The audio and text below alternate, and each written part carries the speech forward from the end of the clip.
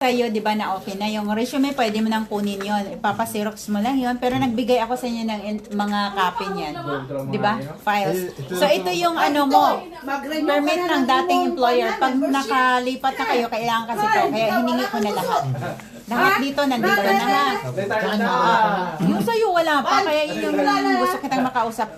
Kasi wala pa yung sa'yo, hindi pa tinurn over dito sa akin. Kung ano, sabi nila, binigay, wala ka ba sa email nyo? Nag-email yung broker sa'yo, wala. Kung wala, sabihin ko doon sa labor, ha? This week, papalo up ko. Kasi yung kayo sa'yo, okay naman lahat, nandito na. Bakit ito, nung broker ko man nung ano? Pag 6 years na expired, Binigay lang po sa akin yung copy ng ARC tsaka yung kontrata.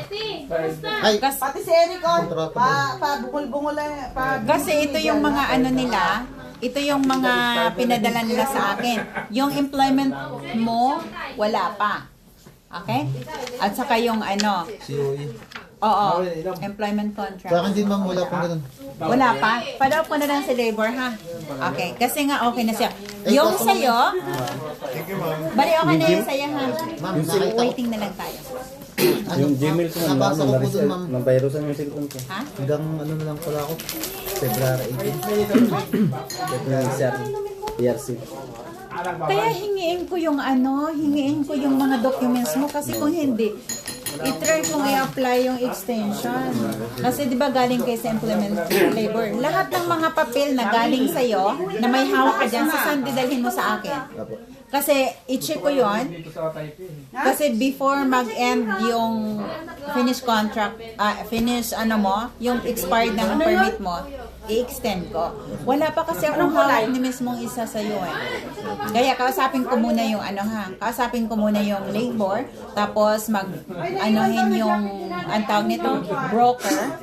Kasi kinausap ko siya last time. Ang sabi niya, yung nag-request na kasi ako mga dokumento para sa iyo.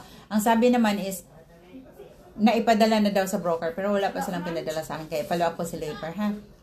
Para follow up na rin nila yung broker. Tapos anytime pwede na kayo maghanap ng trabaho kasi nandiyan na yung permit mo, no? Okay. Ikaw, binigay ko na yung mga dokumento sa'yo, di ba? Yung ano, nabayrosan yung cellphone, pinareceive ko kay Marjorie. Kasi maaga tayo, ikuhan na. Mag-message ako sa Messenger, magbalik dun sa YouTube. Ano ba to? Kung halimbawang nawala, ibigay mo na lang sa akin yung Gmail mo para i-resend ko ulit sa iyo, ha? Mag-resend ako sa iyo, ha? Kasi kompleto naman yung mga dokumento niyo. Okay, Pagpunta ko doon sa Miko, ma'am, sabi ng taga Miko, no, bakit ka dito nagpa-ano? Shelter? Oo. Sabi ko kasi, Rating, hi. sabi nga, i-refer ka namin sa kasyo. Sorry, yung ano, agenda natin na, yung agenda number 2 na schedule for January. So, January 4, yun po yung ngayon, meeting. Ngayon kasapi meeting. Then, ang ano natin dito, Mandarin class is 11 and 25. 25 pala yung natingnan ko, sorry. Ngayon, 11 and 25. Yun po yung Mandarin class. Okay? Ngayon, ang ating labor education is 18. January 18. Kasi nagkamali yung ano ko. Tinignan ko 2025 yung kanina. Ngayon, ang ano natin, yun yung schedule ng January. Pero, wala na tayong... 18? January 18, third Sunday. Mm. Third Sunday of the month, labor education. Oo, tapos ngayon mag-ano pala ako dito, general cleaning ng kasapi. Meron naman. May nasulat na si Dito.